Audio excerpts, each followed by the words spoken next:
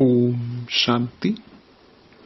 23 जुलाई 2026 बाबा के महावाक्य। मीठे बच्चे, तुम्हें बाप समान सच्चा सच्चा पैगंबर व मैसेंजर बनना है। सबको घर चलने का मैसेज देना है। प्रश्न: आजकल मनुष्यों की बुद्धि सारा दिन किस तरफ भटकती है? उत्तर: फैशन की तरफ। मनुष्यों को कशिश करने के लिए अनेक प्रकार के फैशन करते हैं।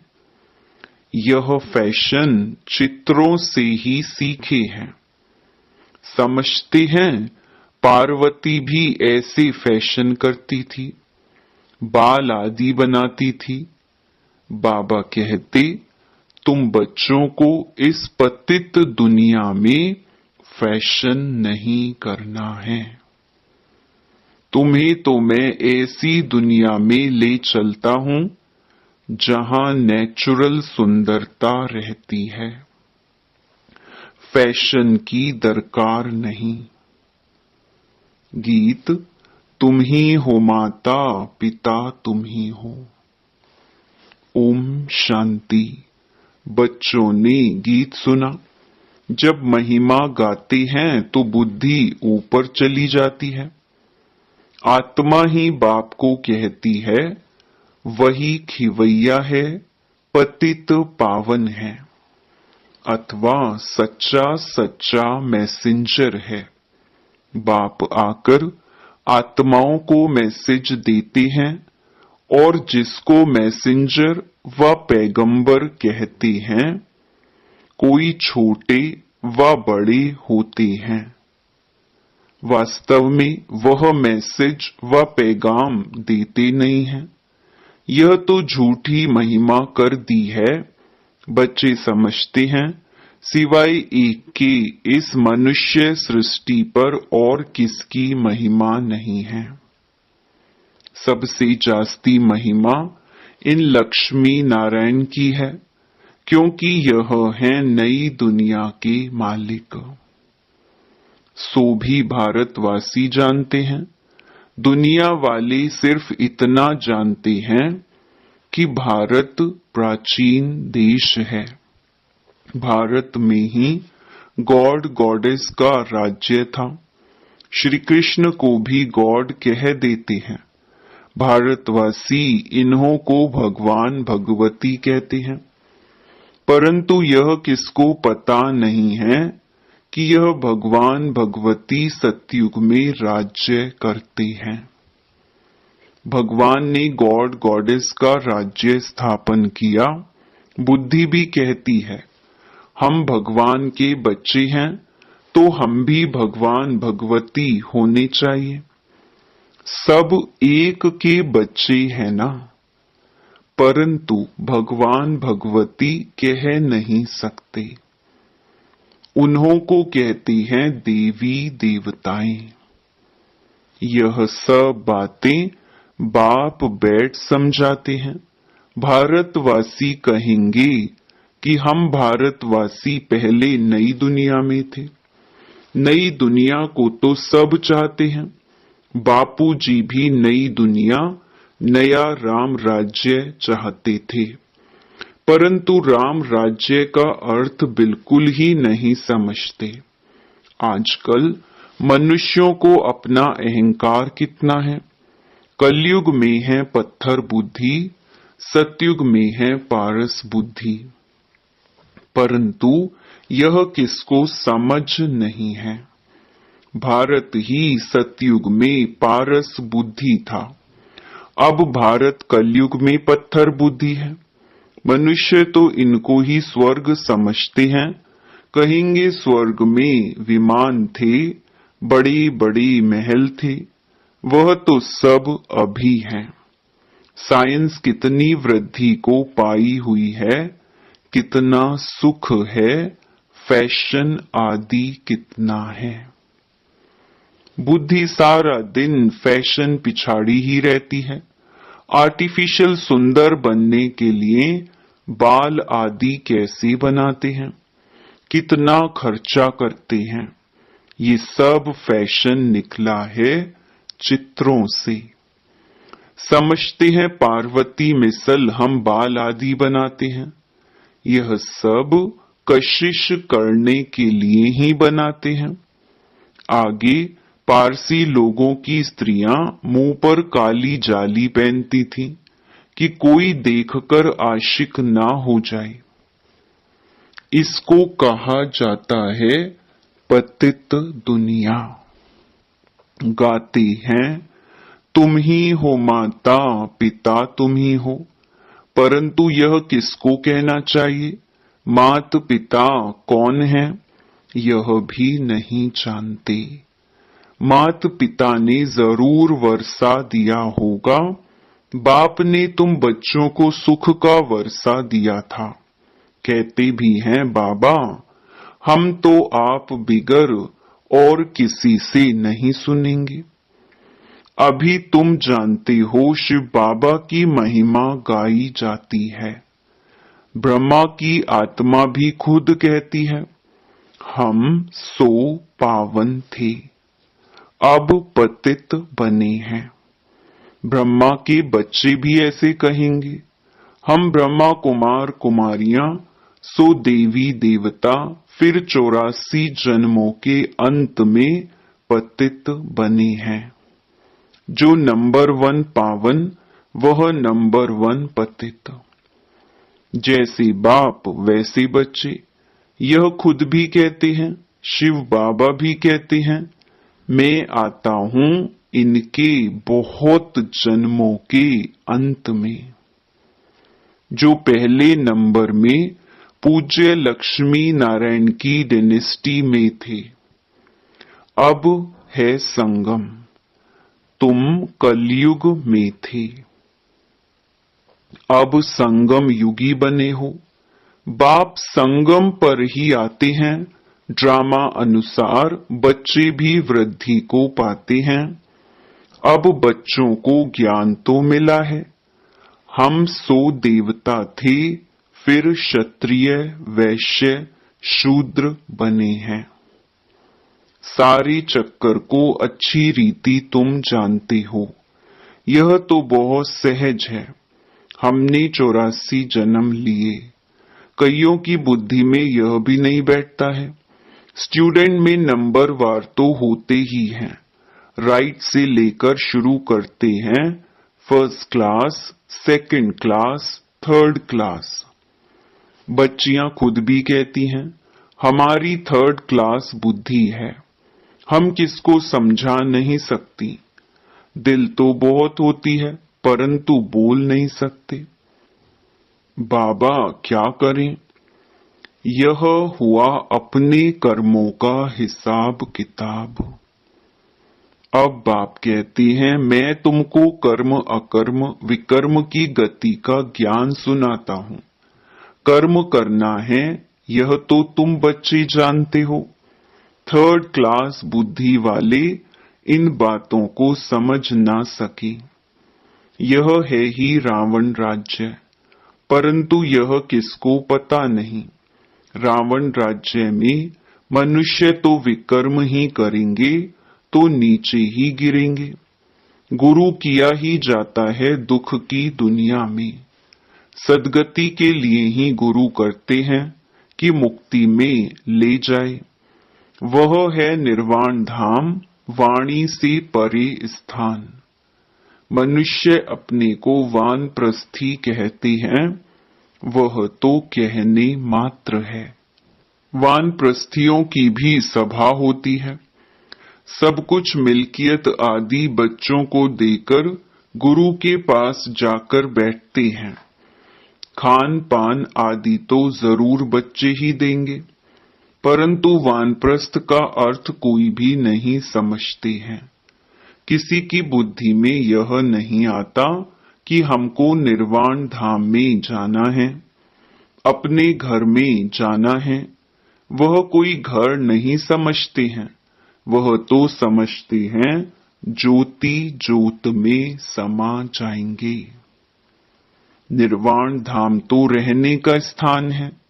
आगे 60 वर्ष के बाद वानप्रस्थ लेते थे। यह जैसे कि कायदा था, अभी भी ऐसे करते हैं। अब तुम समझा सकते हो कि वाणी से परे तो कोई जा नहीं सकते। इसके लिए तो बाप को ही बुलाते हैं कि हे पतित पावन बाबा आओ, हमको पावन बनाकर घर ले चलो। मुक्ति धाम में आत्माओं का घर है। तुम बच्चों को सतयुग के लिए भी समझाया है। वहां कौन रहते हैं, कैसी वृद्धि होती है, आदमशुमारी का भी किसको पता नहीं है। राम राज्य में आदमशुमारी कितनी होगी, बच्चे आदि कैसे जन्म लेंगे, कुछ भी नहीं समझते हैं। कोई भी विद्वान आचार्य पंडित नहीं जो इस ड्रामा के चक्कर को कोई समझा सके। 84 लाख का चक्कर कैसे हो सकता, कितनी रॉन्ग बातें हैं, बिल्कुल सूत ही मूंझा हुआ है। बाप समझाते हैं, अभी तुम जानते हो बाप ने कर्म अकर्म विकर्म का सारा राज समझाया है। सतयुग में तुम्हारे कर्म अकर्म हो जाते हैं, वहां कोई बुरा कर्म होता ही नहीं, इसलिए कर्म अकर्म हो जाते हैं। यहाँ मनुष्य जो भी कर्म करते हैं वह विकर्म हो जाते हैं।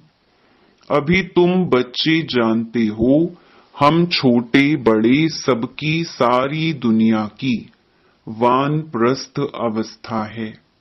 सब वाणी से परे जाने वाले हैं। कहते हैं हे पतित पावन आओ, हमको आकर पतित से पावन बनाओ। परंतु जब तक पावन नई दुनिया नहीं है, यहाँ पतित दुनिया में पावन तो कोई रह न सके। यह जो भी पतित दुनिया है सब खत्म हो जानी है। तुम जानते हो हमको फिर नई दुनिया में जाना है, कैसे जाएंगे? यह सारी नॉलेज है। यह है नई नॉलेज, नई दुनिया, अमर लोक व पावन दुनिया के लिए। तुम अभी संगम पर बैठे हो, यह भी जानते हो दूसरे जो भी मनुष्य हैं ब्राह्मण नहीं हैं, वह कलयुग में है। हम सब संगम पर हैं, जा रहे हैं सतयुग में। बरोबर यह संगम युग है, वह तो है ही स्वर्ग। उनको संगम नहीं कहा जाता, संगम है अभी। यह संगम युग सबसे छोटा है, इसको लीप युग कहा जाता है, जिसमें मनुष्य पाप आत्मा से धर्म आत्मा बनते हैं। इसीलिए इसको धर्माऊ युग कहा जाता है। कलयुग में सभी मनुष्य अधर्मी हैं, वहां तो सभी धर्मात्मा होते हैं। भक्ति मार्ग का कितना बड़ा प्रभाव है। ऐसी पत्थर की मूर्तियां बनाती हैं जो देखने से ही दिल खुश हो जाए। वह है पत्थर पूजा। शिव के मंदिर में कितना दूर दूर जाते हैं पूजा के लिए। शिव का चित्र तो घर में भी रख सकते हैं, फिर इतना दूर दूर क्यों भटकना चाहिए? यह ज्ञान अब बुद्धि में आया है। अब तुम्हारी आंख खुली है, बुद्धि के कपाट खुले हैं। बाप ने नॉलेज दी है। परमपिता परमात्मा इस मनुष्य सृष्टि का बीज रूप ज्ञान का सागर नॉलेज फुल है। आत्मा भी वह नॉलेज धारण करती है। आत्मा ही प्रेसिडेंट आदि बनती है। मनुष्य तो देह अभिमानी होने के कारण देह की ही महिमा करते रहते हैं। अभी तुम समझते हो आत्मा ही सब कुछ करती है। तुम आत्मा 84 जन्मों का चक्कर लगाए बिल्कुल ही दुर्गति को पाई हुई हो। अभी हम आत्मा ने बाप को पहचाना है, बाप से वर्षा ले रहे हैं। आत्मा को शरीर तो जरूर धारण करना पड़े। शरीर बिगर आत्माएं कैसे बोले, कैसे सुने? बाप कहते हैं, मैं निराकार हूं, मैं भी शरीर का आधार लेता हूं। तुम जानते हो, शिव बाबा इस ब्रह्मा तन से हमको सुनाते हैं। यह बातें तुम ब्रह्मा कुमार कुमारियां ही समझते हो। तुमको अब ज्ञान मिला है, ब्रह्मा द्वारा आदि सनातन देवी देवता धर्म की स्थापना होती है।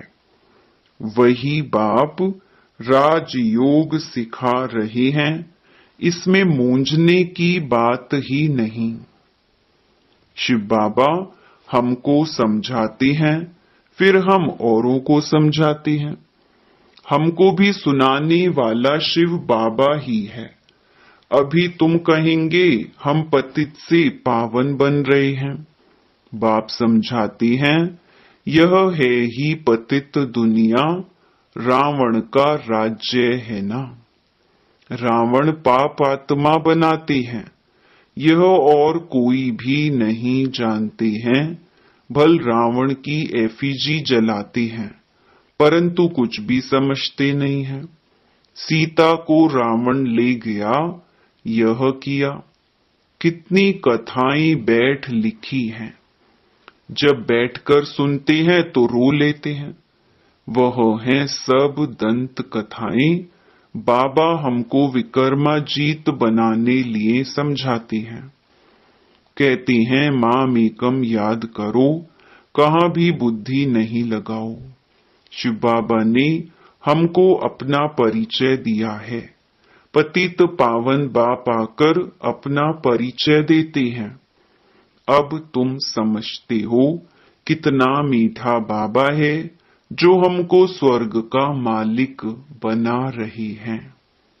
अच्छा, मीठे मीठे सिकिलधे बच्चों प्रति मात पिता बाप दादा का याद प्यार और गुड मॉर्निंग।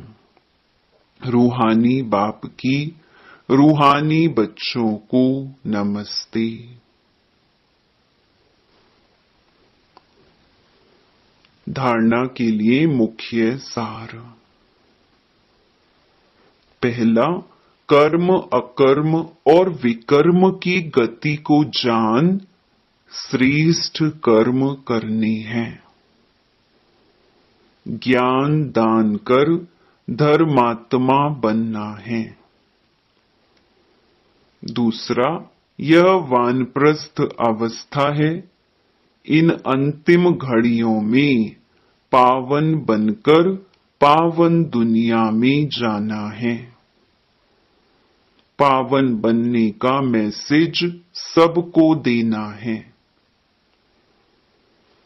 वरदान, पास विद ऑनर बनने के लिए सर्व द्वारा संतुष्टता का पासपोर्ट प्राप्त करने वाले संतुष्ट मणि भव।